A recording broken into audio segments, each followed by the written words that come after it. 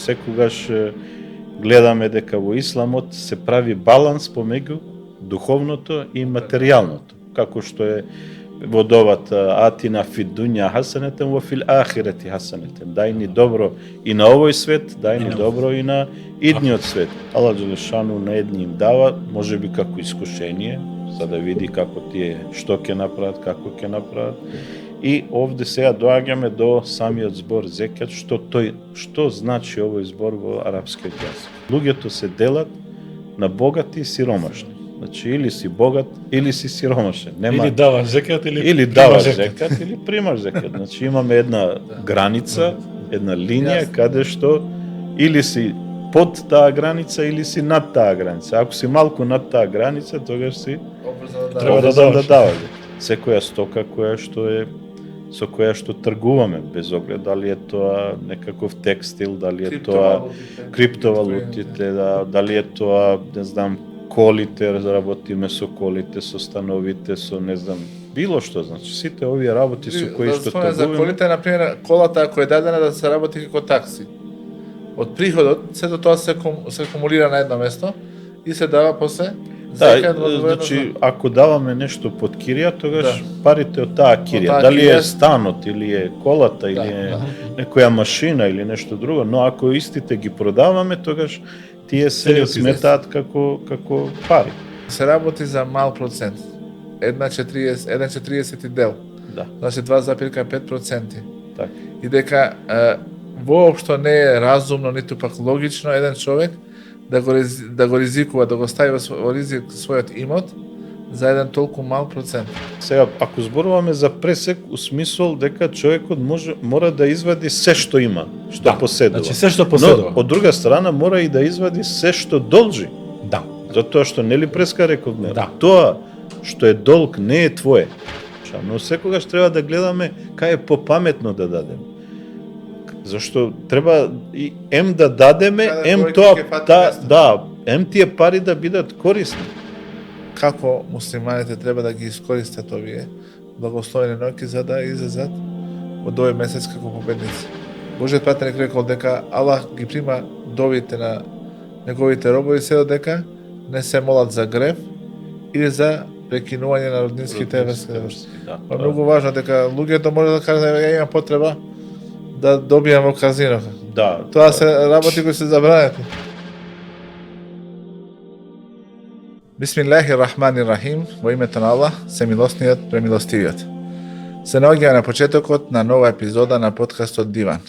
Ова е последната епизода од едицијата поврзана со месец Рамазан и во оваа емисија ќе зборуваме за зекетот, за садакатул фитр, за вредноста на 10 ноќи последни на Рамазан, исто така и за она што е значењето на Бајрамот како празник. И за Лелетул Кадр. И за Лелетул Кадр, да.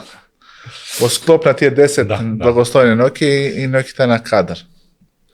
За да разговараме повторно, наш соработник или соговорник дел од тимот, Ефендијата Џеват Хот, на кого искрено му се заблагодаруваме што најде време во неговата збиена агенда да ни се обрати и да ни одговори на нашите прашања. Исто така, како и секогаш, со нас е и Фатмир Ковачи, кој што ќе се вклучи во нашата дискусија. Добар почеток беше што на почетокот се вклучи. Ефендија, ќе започнеме со тоа што значи институцијата зекат во исламот. И дали таа е дел од она што се нарекува општествена одговорност на оние кои што се побогати, за да им помогнат на оние кои што се посиромашни, или на кого му се однесува или на кого му следува тоа што се нарекува зекат.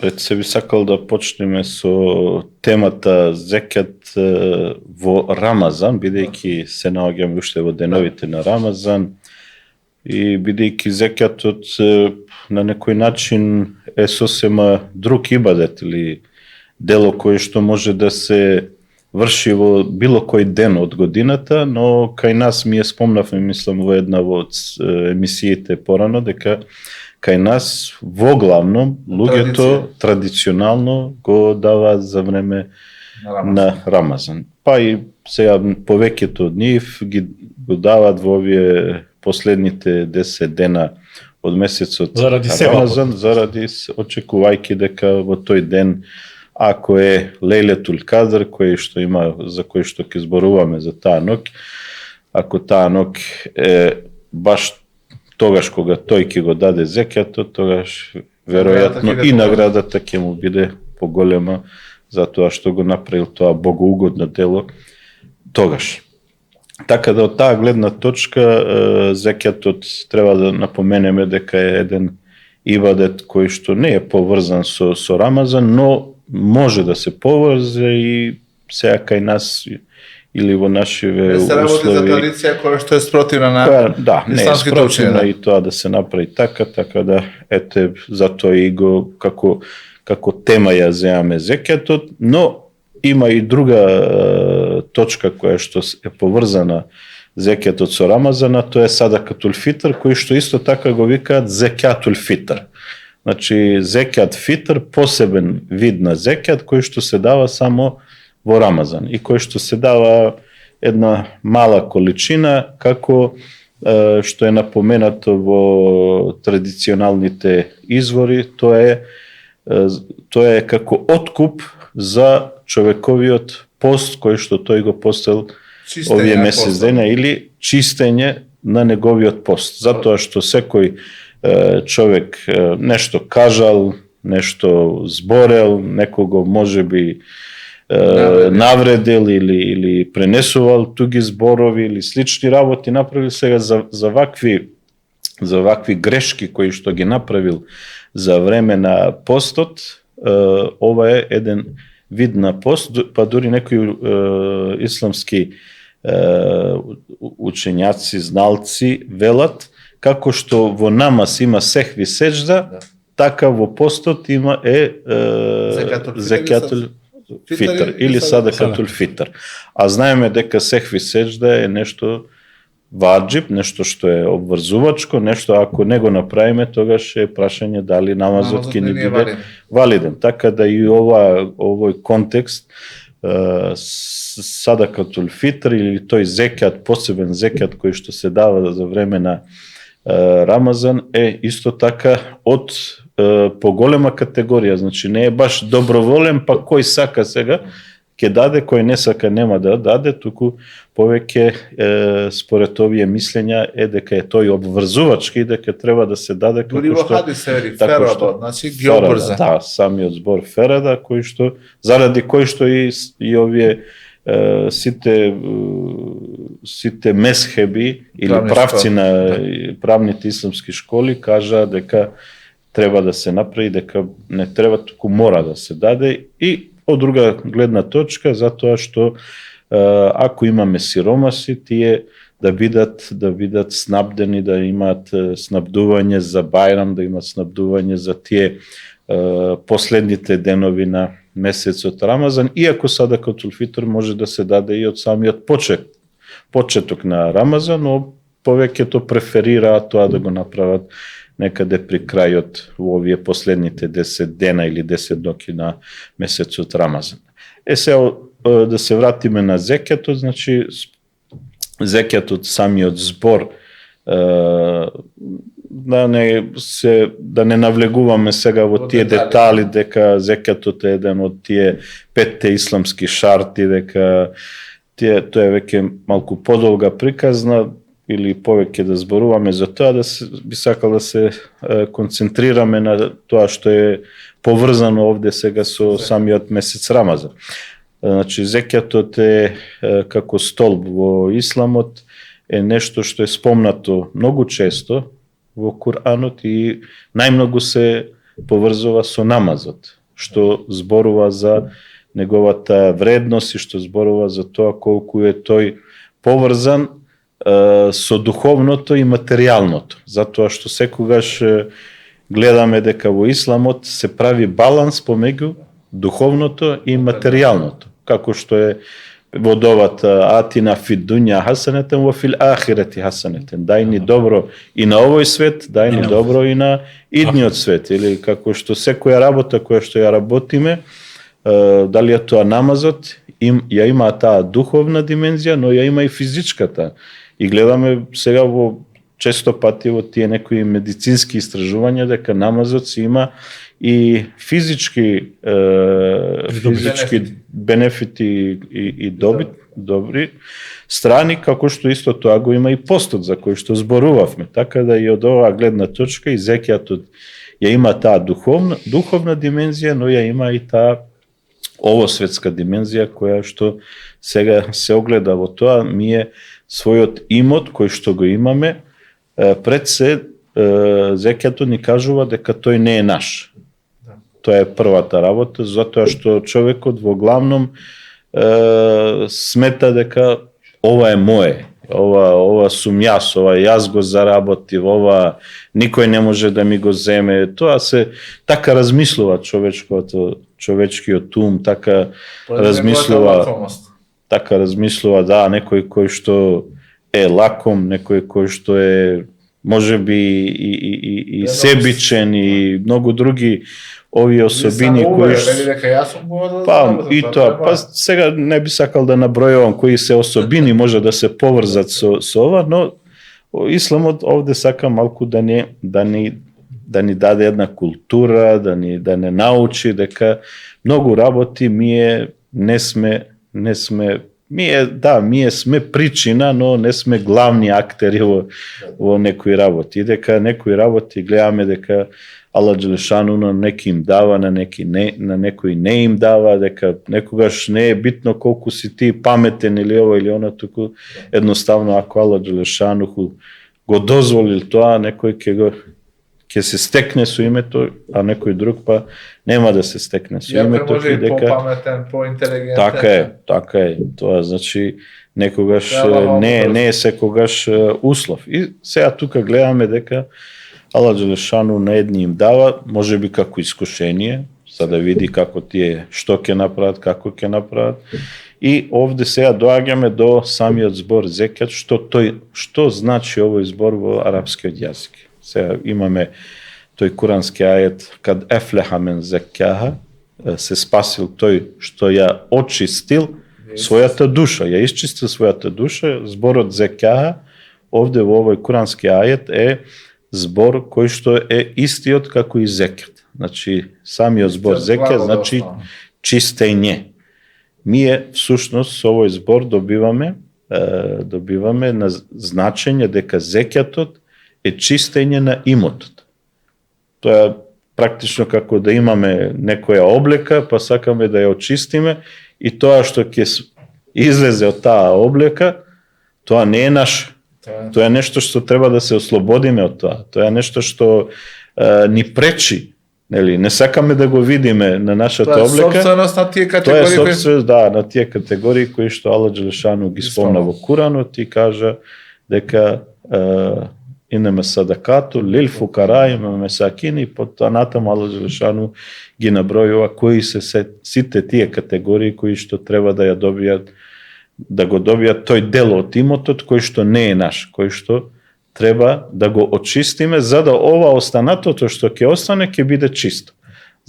После со тоа можеме да се фалиме дека еве ова е мое, со ова може да располагам и така натаму, иако и таму можеме исто така да издвоиме некои други материјални, како што спомнав преска, зекјатул фитр или садакатул фитр или некоја садака која што човек редовно ја дава или не знам откуп на вакуф или финансирање на некакви вакуфски, дали се тоа факултетот, медресата и слични џамиите и многу други објекти кои што не може да функционираат без помошта на верниците, без помошта на муслиманите. Сега овде зекјатот се враќаме на после неговото значење, кој го дава? Го дава тој кој што има пари.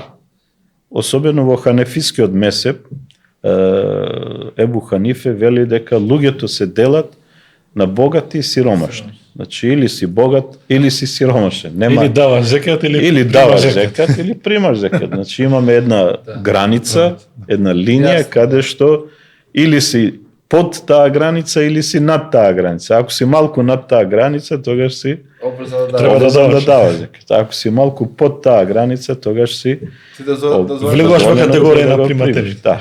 Тоа е како една дефиниција, а таа граница е нисабот. Значи тие треба таа количина на пари да ја имаш преку една цела лунарна година или 355 дена, да ги поседуваш тие пари и ако ги поседуваш година дена, ти веќе после година дена си обврзан да ги даваш. Да издвоиш 2,5%. Да го даваш зекатот или да издвоиш 40-тиот дел, значи полесно да видиш. 40-тиот дел, да. Да, 2,5% Сумата да ја поделиш на или 40. сумата да ја поделиш на 40. Кога ќе ја поделиш денеска сите имаме тие калкулатори. Да. Само 1000 евра, ако имаш 25 евра. Да, ќе поделиш на 40 и ќе ти излезе сумата која што треба да ја дадеш. Да. Чисто 10.000 евра, да кажем. Да, 250. да, сега треба да се собере целиот имот што Сега видов дека човекот го поради има. тоа што цената на златото е многу висока, нисабот оваа година е над 7.000 евра. Да. Така е. Над 7.000 евра. 8.000 евра. Јас 8, да. последната информација што ја видов, 8.026 евра е нисабот за месецот Рамазан. Бидејќи цената на златото се менува, така да веќе во следниот месец може да биде и малку поголема, но за овој месец Рамазан и за месецот, мислам, кој доаѓа после Рамазан, е одреден нисабот. Дали се пресметува тоа кумулативно? Значи, пари, злато, сребро се собираат на купче Да, и све се собира, сето она за што сме должни, значи овде треба да се знае кои работи сме должни, на кои работи сме должни да даваме зекат. Иако во тоа време платежно средство беше златото и среброто, меѓутоа сега имаме и други платежни средства. Сега имаме и обврзници, сега имаме акции, сега имаме пари кои што се или кешот кој што го имаме или може да биде на сметката кој што пари не се само бројка на сметката, но со тоа можеме да плаќаме, да купуваме. Тоа е секоја стока со која што тргуваме, без оглед дали е тоа некаков текстил, дали е тоа криптовалутите, дали е тоа, не знам, колите, работиме со колите, со становите, со не знам, било што, значи сите овие работи со кои што тргуваме. За колите, например, колата ако е дадена да се работи како такси. Од приходот, сето тоа се акумулира на едно место и се дава после зекат во значи, ако даваме нешто под кирија, тогаш парите од таа кирија, дали е станот, или е колата, или е некоја машина, или нешто друго, но ако истите ги продаваме, тогаш тие се сметаат како пари. Сега може да имаме 50 коли и тие коли да ги продаваме и тие имаат своја вредност. Се изложени како продажна стока, да. Или ако имаме 10 станови, значи сите станови влегуваат во таа ако човек поседува 10 стана, но не ги изложи за продавање, тие се негова сопственост, или има 10 автомобила, ова ситуација не е обрзана да зека, така? Доколку не ги издава становите, тие се негови, ги држи. Но не ги користи. Но не ги користи. Тие му се како пари кои што седат дома. Значи, човекот може да има и пари, но не ги користи, ги ставил некаде. Според тебе, овој имот се смета како имот кој што е пасивен, не го користиш и треба да даде зекат за него. Иако не е изложен за продавање. Така. Бидејќи тој во секој момент може да биде продаден. Иако не го продава моментално, но може во било кое време. Исто така му дава и финансиска сигурност. Да. Освен тие работи кои што човекот ги користи. Станот во кој што живее човекот, значи таков стан нема да дава. Ако има земјиште, исто така нема да дава, но ако земјиштето е стока која што, да кажеме, роба која што се продава, значи он тргува со земјиште, тогаш тоа земјиште ќе се смета како трговска стока за која се смета како пари. Човекот значи не дава на стан, не дава на или ако работи, има камион, има автобус, значи нема да дава на тоа што работи на меѓутоа ако дал под наем, тогаш под наем она што го дал ќе го смета наемот кој што го дава или тие пари што ги зема како наемот, тие ќе дава како зекат. Сега исто така има и зекат кој што е на земјоделски производи кои што се дава 5% или 10%, зависно од тоа дали ние наводнуваме сами или е наводнувано од Аллах Джелешану дадениот дожд и не сме учествувале во неговото наводнување, не сме имали некаква мака за да дојдеме до таа жетва, да така кажем, и до таа количина на тие земјоделски производи, туку само сме изорале, сме засадили и тоа е тоа. Значи, ако е наводнувано од нас, тогаш даваме 5%. А ако е наводнувано природно, тогаш даваме 10%. Се даваат исто така и... Зекатот се дава на денот на жетвата. На денот на жетвата, да, така е. На денот на жетвата ќе се собере целиот Ако сме дале како долг одредена сума на пари и помине година дена, тој долг, а договорено е порано, да кажеме. Так. Кој е должен да го даде зекатот за тие пари? И за таа тема имаме мислење на исламските зналци, на учените луѓе, кои што долгот го поделиле на 3 вида на долг. Еден долг го викаат како мртов долг. Мртов долг е кога... Да, не се надеваме дека ќе ни го не се надеваме дека ќе ни ги врати тој што ги... Да, например, ќе кажеме некој што сме му дале пари на долг и он вика јас не се сеќавам дека си ми дал или негира, значи дека ги земал парите, дека или вели дека ги вратил, јас ти ги вратив, ти си забораил и така натаму и сега не очекуваме тие пари да бидат вратени, затоа што таа личност која што ги добила парите негира или не сака, или вели отворено, нема да ти ги врати, немам и така натаму. Или било која друга причина, значи каде што не очекуваме парите да бидат вратени. На таков долг не се дава зекат. На таков долг, бидејќи тие реално нема да бидат во рацете на собственикот и за тогаш тие се како изгубени. Не можеме сега, може човек да изгуби пари и сега да дава за нив под можност дека некогаш ќе ги најде. Тоа е, значи, веќе да кажем и невозможно. Вториот долг е долг кој што го вела дека е како болен долг, да кажем една средина. Што значи болен долг или долг кој што можеби ќе го добиеме, а можеби нема да го добиеме. Должникот признава дека е должен, ама вика не знам кога ќе можам и дали ќе можам да ти ги вратам. Да, ако Аллах некогаш ми даде да имам пари, јас ќе ти ги вратам, али дали тоа ќе биде за година, 2, 10, 15, може и да умрам пред тоа и да не можам да ти ги вратам, се е можно. За ваква ситуација учените луѓе велат дека човекот и може, а и не е должен да даде. Значи, самиот ќе избере според својата свест.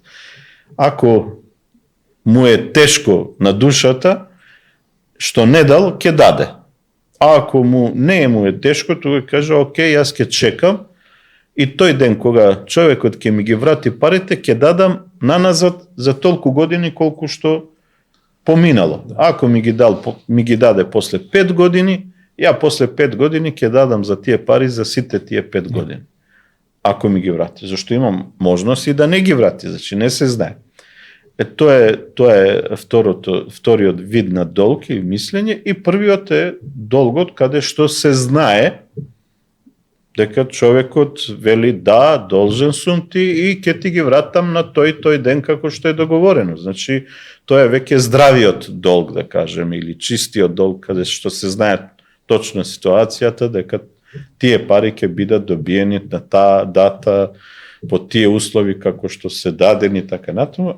За таквиот долг човек е должен да даде зекат. Тој самиот, но може во договор со тој што му се дадени парите и он да го овласти, да му каже, например, дали можеш од моите пари да му дадеш на тој и тој зекат во моје име, толку пари, а тие ќе ти бидат минусирани од долгот кој што го имаш кон мене. И ако овој прифати, тогаш може и тој да даде. Но не во своје име, туку во името на собственикот да пари.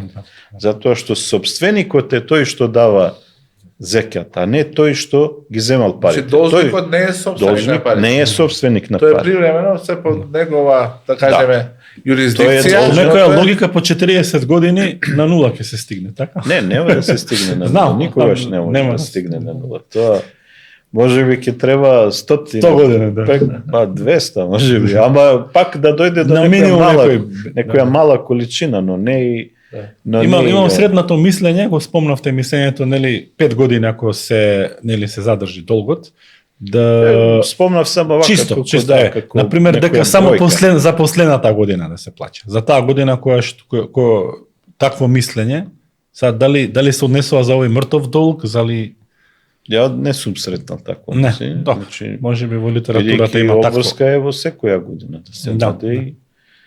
Дури и логиката тоа не ми е прифатлива, така да може би да има некој по такво 10 години, на пример, тој што не си се надевал воопшто, така, 10 години поминало и човекот му текнало. И ќе ви кажам еден интересен случај подосна. Му текнало, еве, јас не знам, морав да ги вратам некако, еве, ми стигнаа пари, ги носи. Значи, на назад 10 години се смета, значи први, на пример, ако е 10.000 за 10.000, па после за 9.750, па потоа за 9.500 и нешто, сега тука треба математика да се гледа. Геометриска регресија или како се паѓа. Оваа ситуација е многу битно да се знае за секоја година колку бил нисабот. Да, исто така и тоа. Треба да се следи и тоа.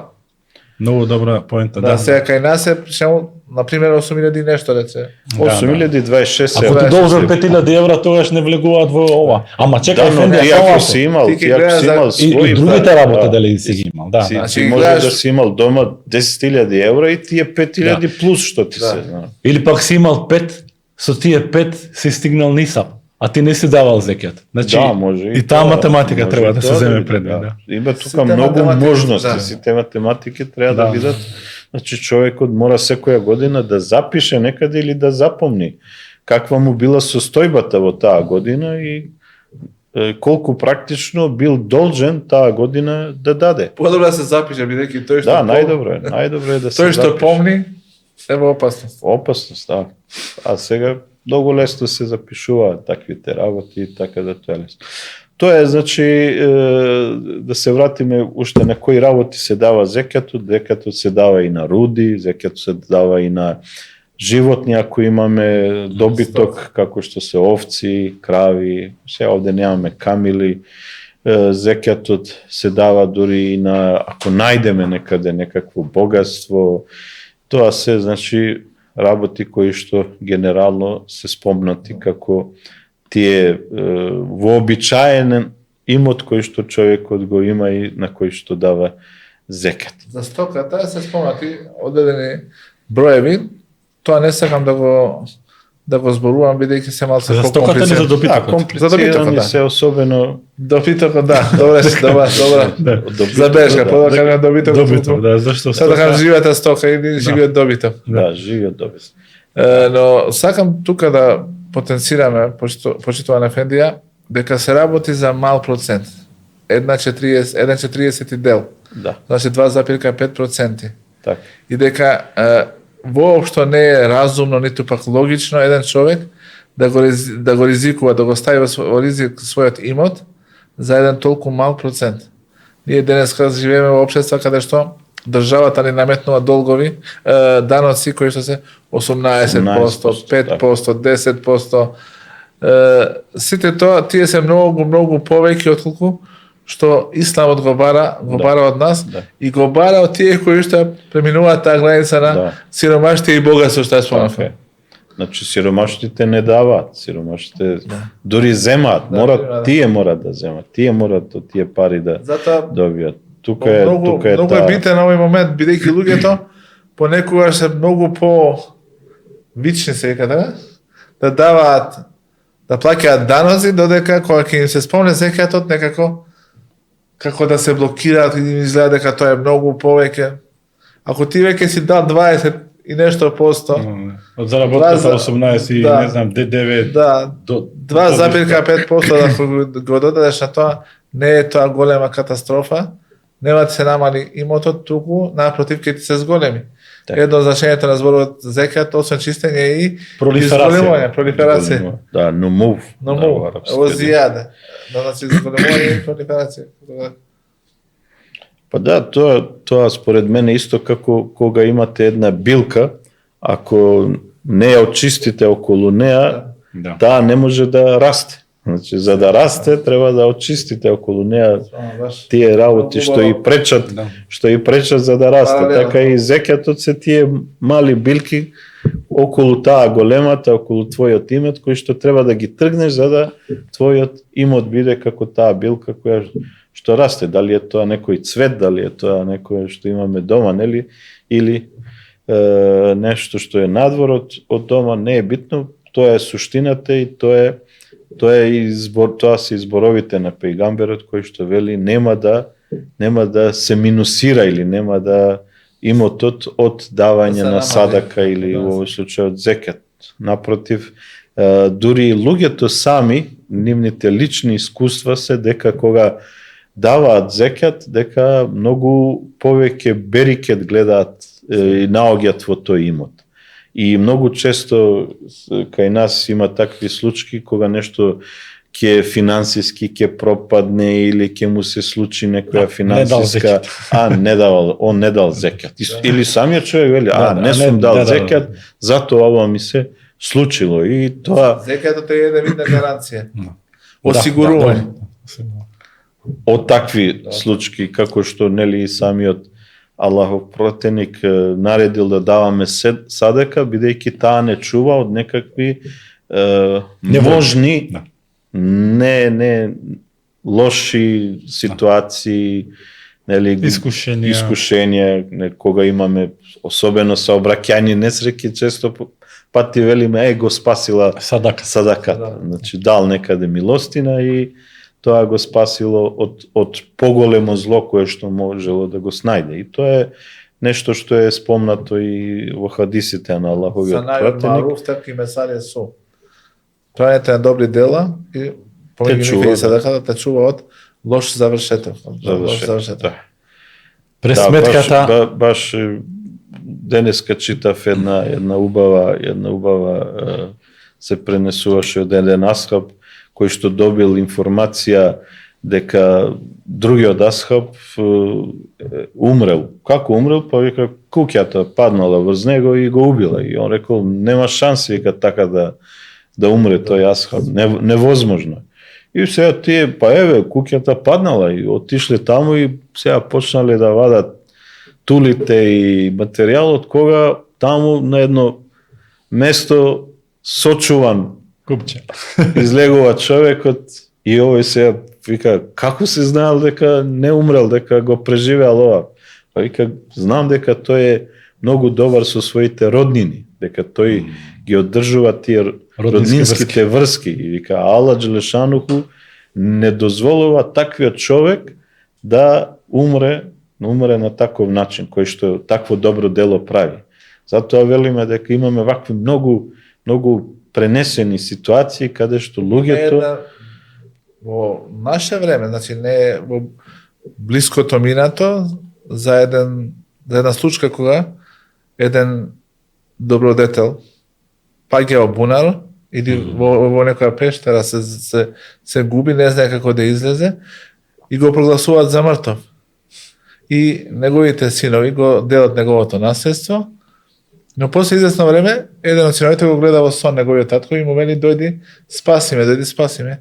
И потоа одат повторно кај местото каде што се загубил и го наоѓаат жив. И тој им кажува дека додека од неговиот имот имало одредено давал милостиње, милосрдие, садака, му доаѓал секој ден човек кој што го хранел и кој што го поел. Се додека кога се поделило тоа неговиот имот, децата веќе престанале да го даваат тоа што го давал нивниот татко, тогаш веќе престана да ми доаѓа и тогаш значи дојдовте вие и ме спасивте. Сакам да кажам дека вистина е ова што го зборува дека Аллах Џелешануху заради садаката на човекот му дава специјален статус и го штити од лош завршеток или од некоја несреќен случај или ситуација, трагедија. Да, добрите дела генерално, но има некои кои што се посебно поврзани со ова. Мислам дека за зекјатот Уште нешто би сакал прашање до 20-та. Значи ова е вечита дилема што се вика и врзано за зекјатот. Врзано за зекјатот. Да, Да. ајде. Ке нема време за Бајрам да зборуваме. За Бајрам ќе збориме. Кога ќе дојде Бајрам, ќе го викнеме Бајрам тука во гости. Како, значи, се пресметува зекјатот? Низ некој пример да ни објасните. Например, дали некои сваќаат, знам другари, пријатели, колеги, прават пресек. Вика, јас плаќам зекјат, дали е правилно тоа? Јас плаќам зекјат за Рамазан. Последните 10 дена. Тогаш јас правам пресек. Должат толку. Должам толку, ова е мој имот, толку пари на тие давам зекјат. Дали е тоа исправно? Еве, како пример го кажам тоа, бидејќи, например, како ние ќе следиме, например, денес имам 10.000 евра, за 3 месеци спаѓаат на 3. Значи, дали ќе почнам пак од моментот кога ќе имам тие 10.000, па пак кога ќе спаднат, разбирате, значи имам, ако нисабот е променлива категорија, дали ние треба да сме над нисабот во текот на цела година, за да влегуваат, за да сме задолжени со зекјат? Многу е тешко да се следи тоа. Многу е тешко. Многу е. Да, ако сме тука некаде на граница, тогаш. Ако сме на граница, а повеќето сме, верувајте. Повеќето сме дека таа е проблем. Сега и тука колку што можев да видам, исламските зналци имат различно. Едни велат се гледат тој ден си имал 8.000, пример, се оваа година е 8.026. И сега кажеме човекот гледа не сум имал досега тие пари, денеска гледам, ги имам тие пари. Значи, веќе денеска почнува да бројам од денеска е 24-тиот или 25-тиот ден на Рамазан, и сега до следниот Рамазан, 24-ти, 25-ти, гледам дали следниот Рамазан ќе имам нисаб или нема да имам. Дали ќе бидам изнад нисаб. Мериме година за година или пак во меѓувреме. Ако во меѓувреме нисабот падне под... Значи, едното мислење е вака, дека треба да се денеска имам и сега следната година дали имам, окей, тога што ми имам, значи јас сум обврзан после година дена, не се битни. Не се битни осцилации. Но има и мислење дека се битни. Ако си паднал, значи треба пак да чекаш од моментот кога пак си да имаш перманентно 355 дена да бидеш над таа линија.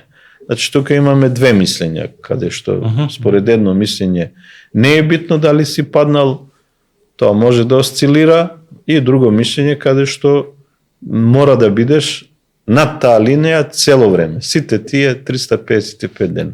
И ако си паднал, тогаш пак почнуваш со броење. Има една друга работа. Например, во текот на тие 355... Секој дека подобро да се земе ова опцијата. Пресекот? Да. Не, да се земе пресекот дека на тој ден ти си знаел дека пред една година, пред 355 дена си имал толку да даде зекјат. Над линијата. Над линијата си бил. И сега ти доаѓа после една година, повторно си над линијата, според тој попис или пресек што си го направил, ќе даде зекјат, тоа е многу по посигурно е, да.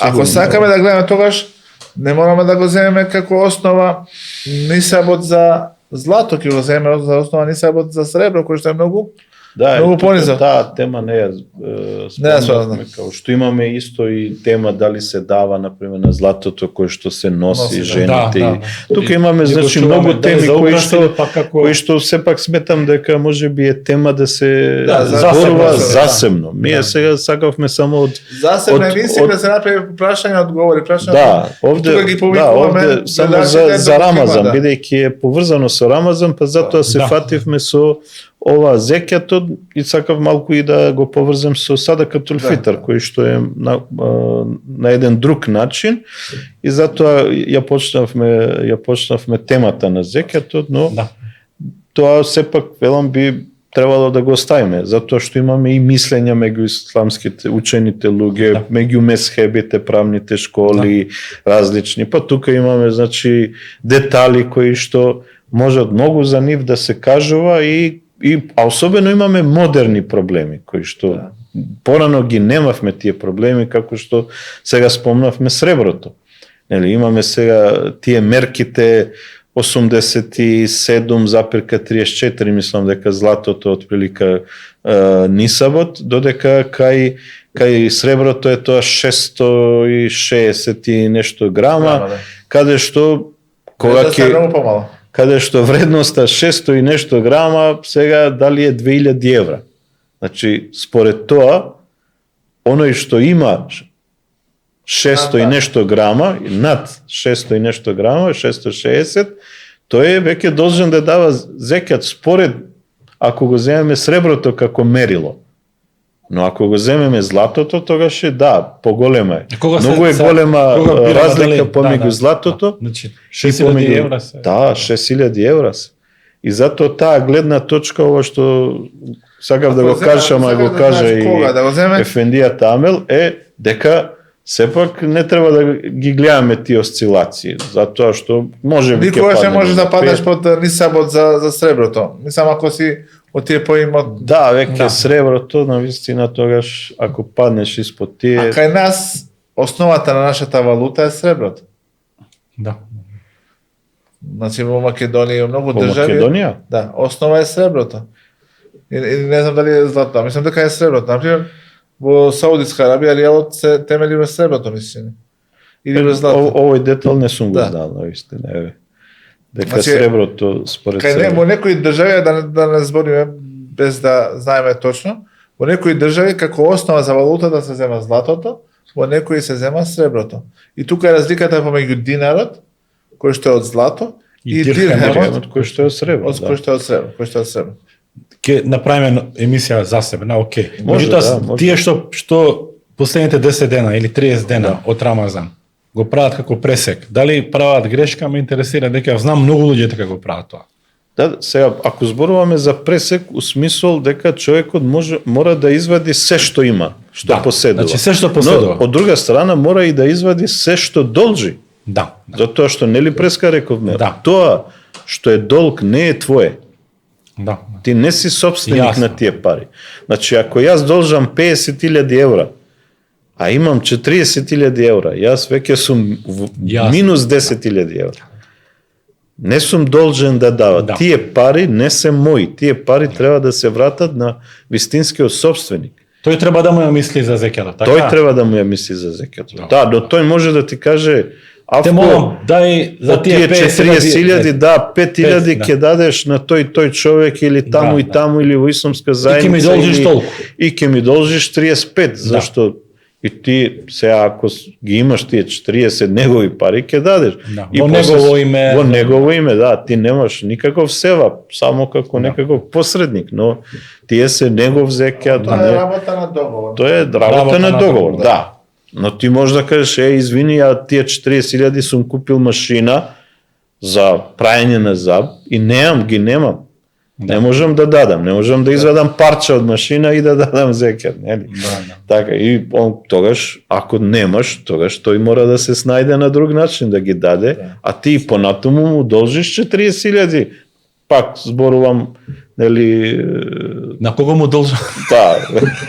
Па еве, не. Од кај знаете? Па не знам, јас само морам да земам некаков пример за да на гледачите им биде појасно зашто зборувам. Сега, цифрите не се битни, значи само е битно да се цифрите влезени во ниса. Тоа е пресек, значи должам толку, ми должам толку, разликата е јас имам мој над 8.000, треба да дам. Да, као што исто така, значи некои примери кои што ти го должат, ти треба да го платиш зекјат. Да, но ако тебе ти должат, тебе ти должат 10.000. Да, пример ради, ти си направил некакви мостови, заби и сега не ти платили уште луѓето. Значи тие пари се твои. Пази, тие треба да ги сметаш твои, а не уште не ми платиле, па. Не. Пресек. Да, и тоа треба да го земеш. И исто така еден проблем кој што баш пред некој ден расправавме со еден муслиман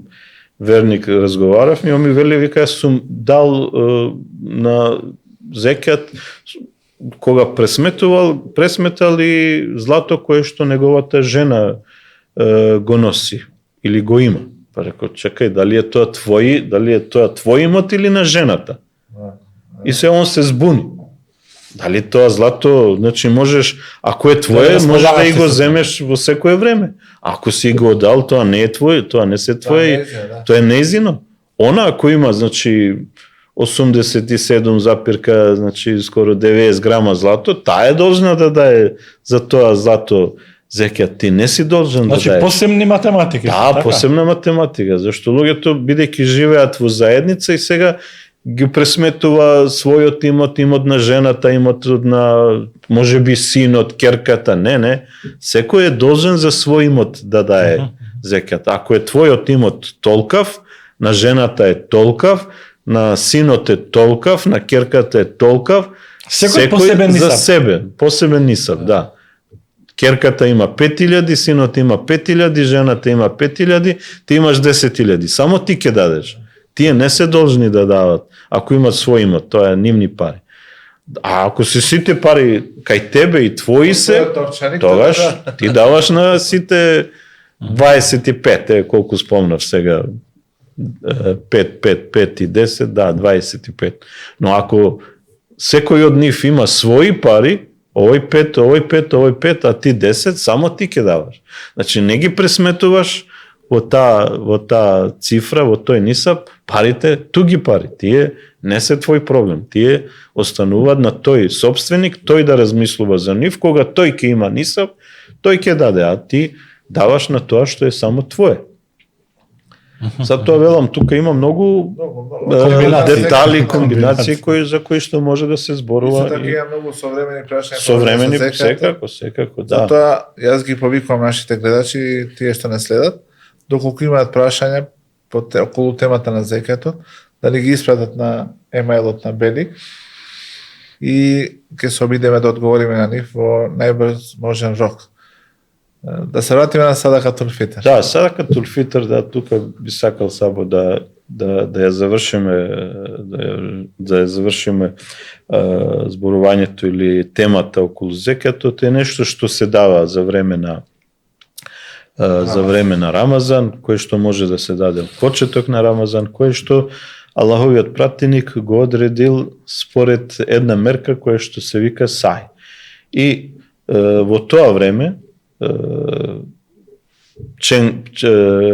пченката, брашното, житото, тие работи биле помалку достапни, па се давало количина некаде околу 2 килограми, според таа мерка која што тие ја користеле. 4 прегршта на урми. Да. Или урми кои што може има тежина околу 4 килограми. Значи 3 килограми и нешто, но ние ќе ги заокружиме заради тие цифри кои што не се толку битни, да околу 4 килограми. 2 килограми и 4 килограми. Сега, во денешно време, во ханефискиот месеб, дури и давање во противвредност е нешто што тие го сметаат за подобро. Зависно од ситуација во која што луѓето се наоѓаат. Зашто? Затоа што ако имаме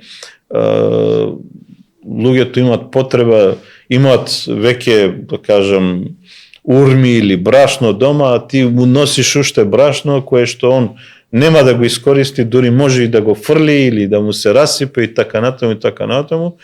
Ханефискиот месеб или учените луѓе во ханефискиот месеб велат, не, подобро е да се даде во противвредност, да се даде во пари.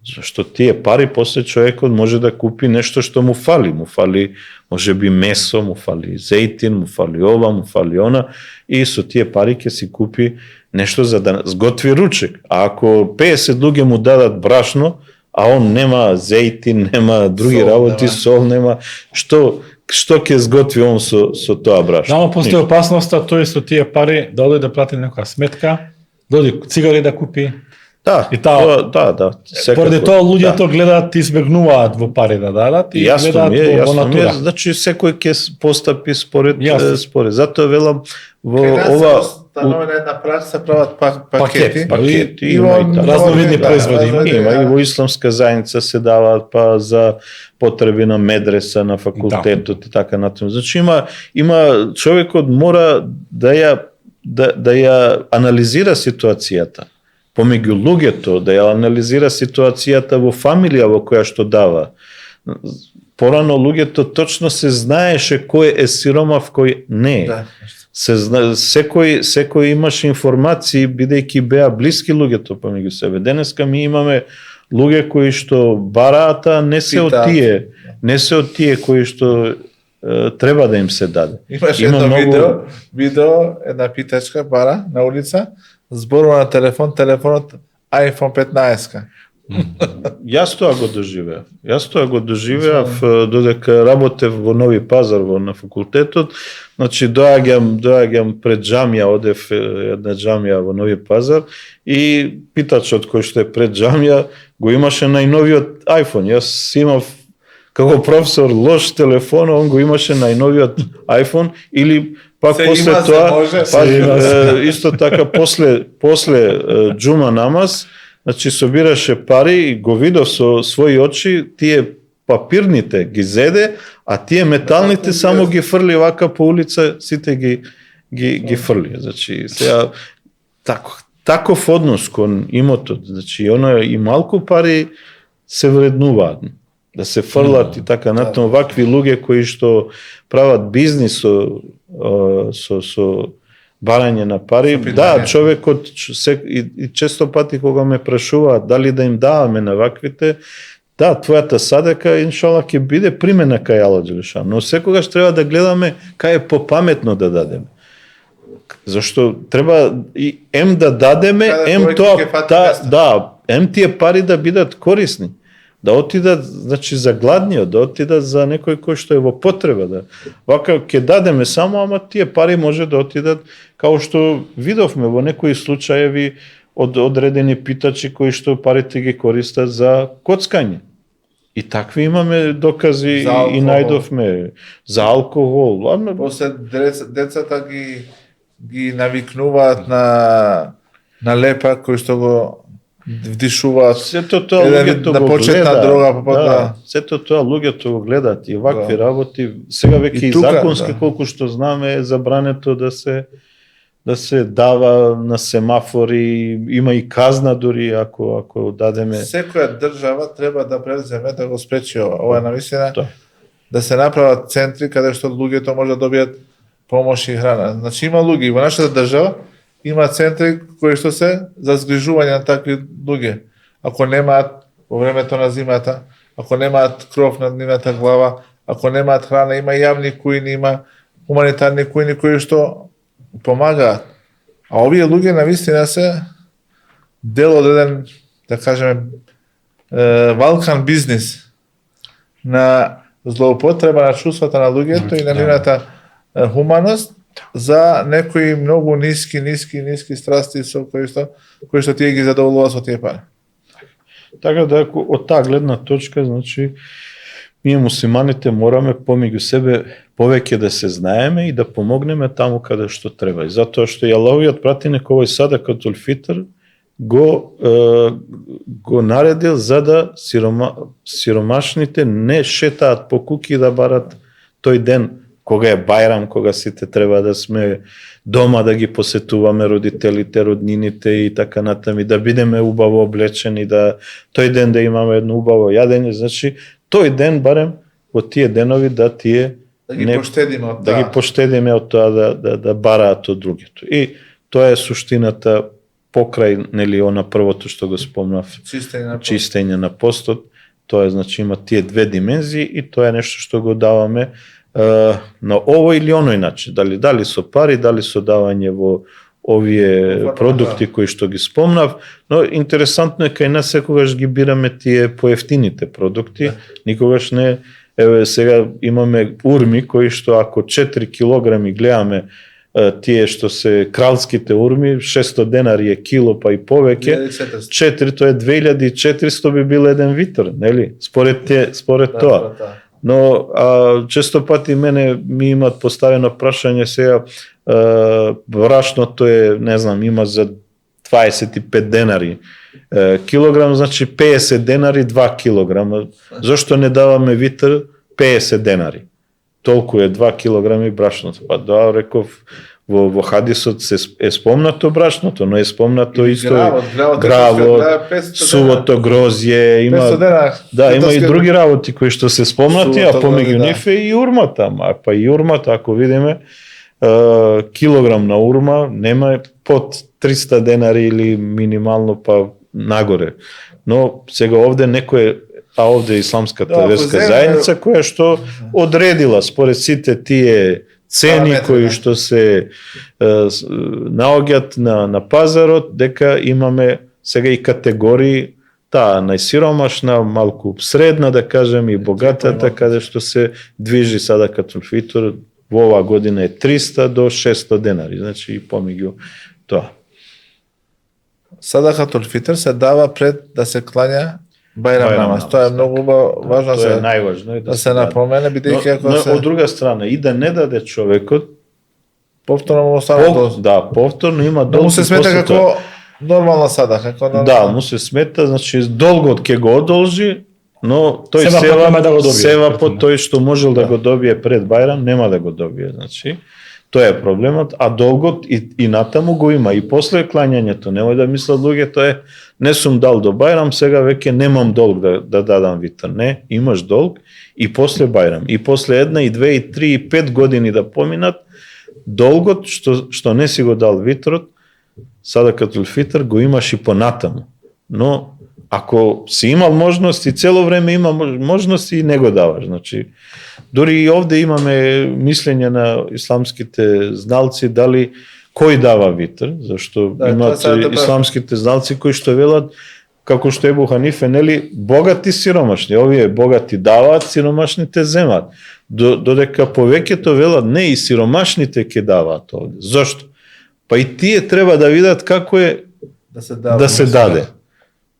Не нон-стоп да земаат, туку некогаш и тие да дадат, да го осетат чувството на давањето. Бидејќи овде витрот не е нешто големо, бидејќи е нешто мало, така да и тие нека почувствуваат како е да дадеш од витрот, како е да уделиш, макар и тие мали количини, и тие смета дека се дава. Се дава за кого? Се дава за секој член од фамилијата. Значи овде дали постеле или не постеле, нема врска никаква. Значи ќе се даде од за секој до па новороденче, дури ако се родило, да кажеме, последниот ден на Рамазан, ќе се даде за и за тако. А за нероденото дете кое што е во утробата на неговата мајка? Според моје мислење е дека не се дава. Додека не се роди детето, не се дава. Значи, моето мислење, оно што можев да видам според доказите, дека не треба да се даде. Но ако човекот даде и за такво нешто, у најмала рака ќе оди садака. Да, ќе оди садака, значи.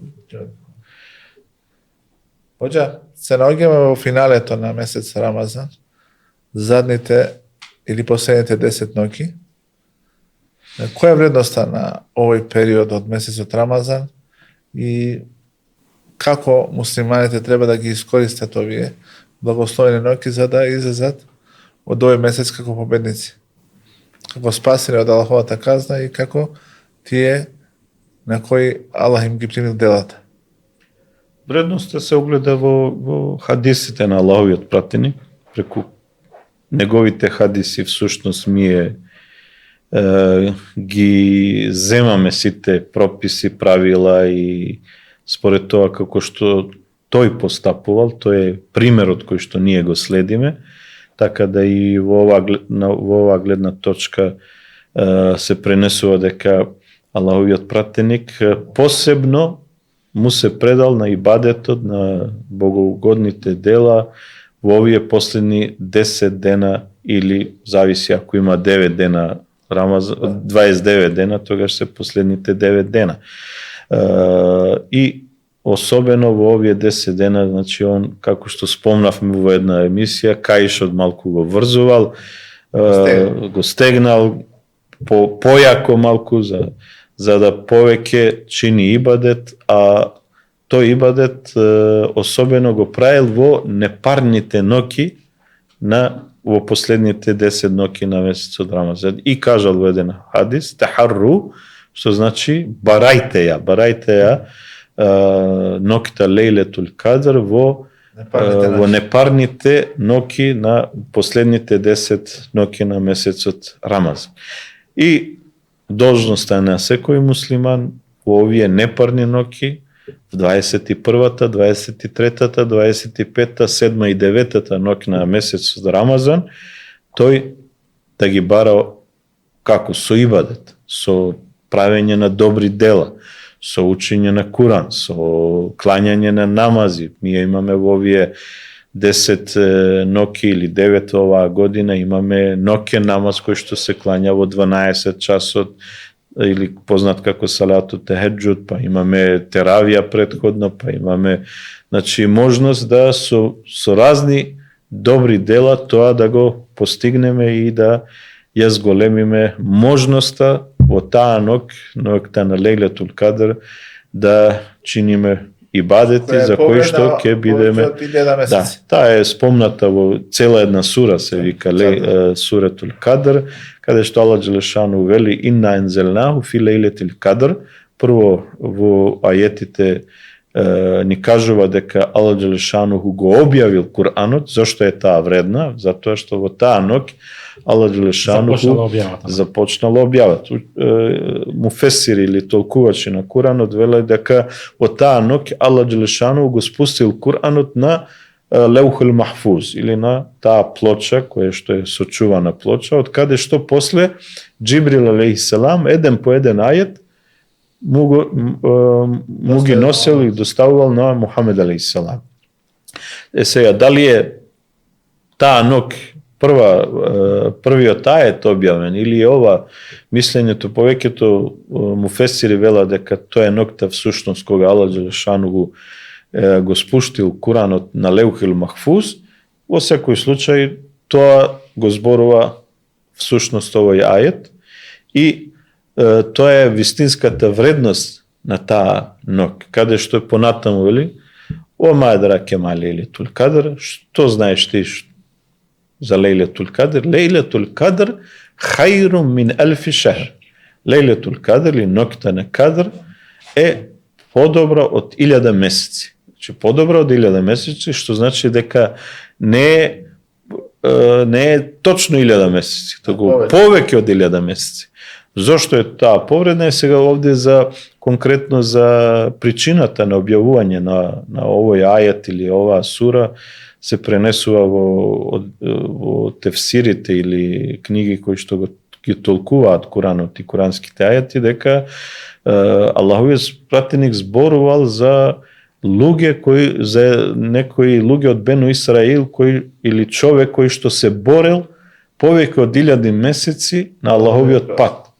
И сега асхабите се зачуделе како тој човек, колку севапи тој добил од таков ибадет што перманентно се борел на Аллаховиот прат, а знаат дека каква е награда за тој што се бори на Аллаховиот прат. И сега Аллаховиот пратеник добива од Џибрил, вели, а знаете ли дека има вие, дека муслиманите или се до судниот ден, имате можност да добиете таква награда многу полесно. Како? Со Лейлетул Кадр. Ако во таа ноќ чините ибадет, ако му се молите на Аллах, зикр, клањате и така натаму, вие ќе бидете подобри од овој човек за кој што сега зборуваше претеникот кој што се бореше 1000 месеци. Значи, она е подобра од 1000 месеци. И ако сега гледаме колку е тоа, една секунда е повредна од 2 сати или една минута е повредна од 2 месеца. Значи, како 2 месеца човек да чини ибадет, а овде само една минута. Ми имаме, значи, таква вредност која што Аллах џелешануху ја дал, па дури самиот збор Кадр значи вредност. може да значи или одредба, дека Аллах Джелешану, како што некои муфесири толкувачи на Куранот велат, дека зошто она се вика Лейлетул Кадр. Се вика така затоа што во таа ног Аллах Джелешану ги одредува работите кои што ќе се случат до следниот Лейлетул Кадр. Се што кој ќе умре, кој ќе се роди, кој ќе отиде на хаџ, кој ќе отиде на умра, кој ќе направи вако, кому ќе му се случи ова, кому ќе се случи она. Сега ние во таа ног, ако се молиме, ако чиниме дова на Аллах Джелешану, а имаме исто така еден хадис каде што Аллаховиот пратеник вели ла яруддул кадре илле дуа. Значи судбината не може да ја смени ништо друго освен довата.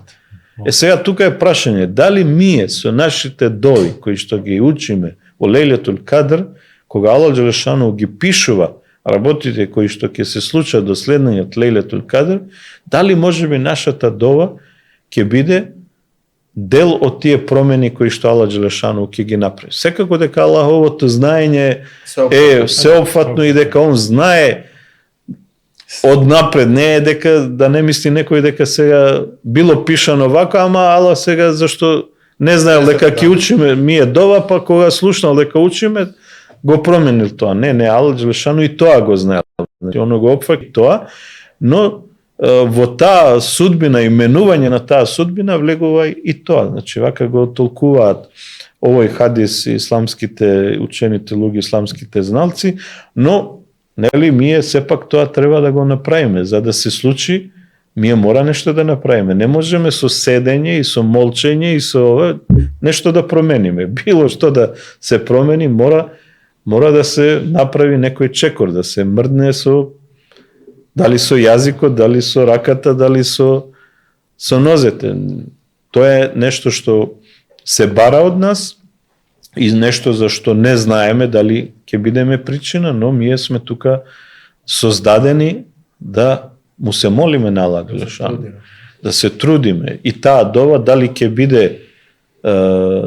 биде примена или ќе биде оставена за некој друг период, или ќе бидеме наградени на идниот свет за таа дова, тоа е веќе... Може би ќе бидеме заштитени од некој... Или ќе бидеме заштитени, од некоја лоша судбина или нешто лоше што може да ни се случи. Тоа се сега веќе варијации кои што у секој случај сме во позитива. Не сме во минус тоа да го направиме. Затоа човекот, особено во оваа ноќ, треба тоа почесто да го прави, а Аллаховиот пратеник не научил или преку Аиша радијаллаху анха, која што во тој хадис се спомнува, не научил кој збор да го користиме најмногу во оваа ноќ. А тоа е зборот Аллахуме иннеке афувун тухибул афе фа'фу анна. О Аллаху, ти си тој што простува, го сакаш простувањето, па прости ни. Dakle, ова се зборовите кои што Аиша радијаллаху анха била подучена од Аллаховиот пратеник, нашата мајка била научена овие зборови да ги кажува, затоа и ние велиме дека... Ако ја поводам ноќта на кадар, што да кажам? Што да кажем, да, сега сакав само поентата ми беше текстот да го кажеме, за да научат гледачите, да слушнат и ако не го знаат текстот, иако овој текстот веќе се кажува, општо прифатен, се наоѓа на сите худби, да не кажувам, има многу дови се спомна и така натаму. Прво што ќе се појави на Google, кога ќе пребараме. Тоа е дова. Но, од друга страна, па и други дови ако користиме, било да се курански, било да се дови кои што ги користел Аллаховиот пратеник. Или секој човек си има своја потреба. Значи, различни луѓе, ова се општи дови, за кои што треба да молиме. Но имаме и своји лични дови, кои што на свој мајчин јазик можеме да му се обратиме на Аллах Джелешану. Аллах Джелешану не е некој кој што зборува само арапски, па мораме арапски да му се обраќаме. Во довите можеме да се обраќаме на своји јазици. Било да е тоа македонскиот, босанскиот, албанскиот, турскиот, така е. И секој си знае каква потреба си има. И тие потреби обично се тие за кои што треба секој засебно да моли, различно да моли. Некој има потреба за здравје, некој има потреба за фамилијата, некој има потреба за можеби финансиска состојба или ево некаков проблем, па Аллах Джелешану да му помогне и така натаму и така натаму, бидејќи сите тие потреби наши се спомнати во тој хадис, особено за последната третина на ноќта, каде што Аллаховиот пратеник вели дека Аллах Джелешану секоја ноќ прашува и кажува кој ме моли за да му се одзвиам, кој бара за да му дадам, кој сака опрост за да му опростам. Значи ова се три прашања кои ги поставува Аллах Джелешану секоја ноќ во последната третина, а ние сме, ако не сме станати, ако не сме будни во тоа време за да ги кажеме своите потреби, тогаш нема ни да ни се... Не можеме Джокера да го искористиме. Не можеме Джокера да го искористиме. Затоа велам да е важно да го спомнува за нашите гледачи, дека Божиот пратеник рекол дека Аллах ги прима довите на неговите робови се додека не се молат за грев или за прекинување на роднинските врски. Да, Многу важно дека луѓето може да кажат ја имам потреба да добијам во казино. Да. Тоа се работи кои се забранети. Да, забранети се и се што е на таа база, значи да човек бара да му овозможи да направи блуд или не знам да убие некого или да вако или така, или да украде некоја голема сума на пари. Да, се што е таква работа или да бара да овој да не зборува со него или да не ме сретне со овој, а тој му е роднина со кој треба да одржува роднински врски и така натаму. Сите тие работи кои што се грев, значи должни сме да имаме култура во таа дова, во тоа молење. Значи да не бараме нешто што не е соодветно за барање. Значи, се знае што е соодветно за барање и се знае што е вистинската потреба на секој човек, како што еден асхаб кога го прашал Аллаховиот пратеник што да барам, па му рекол ти што, па вика јас дженет. Па вика Аллаховиот пратеник околу тоа ние сите нашите потреби. Значи сепак на крајот кога ќе видиме влезот во дженет е нешто што се тоа ќе биде заборавено и овој свет и парите и ова и она, но влегување во дженет или спас од джехенем е суштинска работа која е поврзана дури со овој свет. Бидејќи сите овие работи што ги работиме заради тоа. Сите ибадети се и дури и врските кои што ги имаме меѓу човечките односи пак се насочени кон тој дженет и спасот од джехенем. Оче со ова прекрасна поента што ја спомнавте дека сите го бараме дженетот, ќе ја завршиме оваа емисија со надеж дека Аллах Джелешану сите нас ќе не внесе во дженетот. Во Фирдеус заедно со нашиот пејгамбер, Божиот пратеник Мухамед салаллаху алейхи ва салем, и да видиме од оние кои што се спасени на оној свет, на светот каде што многу луѓе ќе се соочат со нивната тешка судбина, таа е казната во джехенемскиот оган.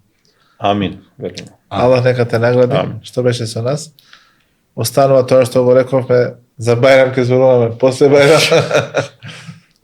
Но се надам дека најголемиот дел од целите на оваа емисија се исполнети, така да се гледаме во некоја следна емисија во која што ќе разговараме за други прашања. Бајрамска емисија. Да, убаво било да само една бајрамска емисија. И да одиме лайв.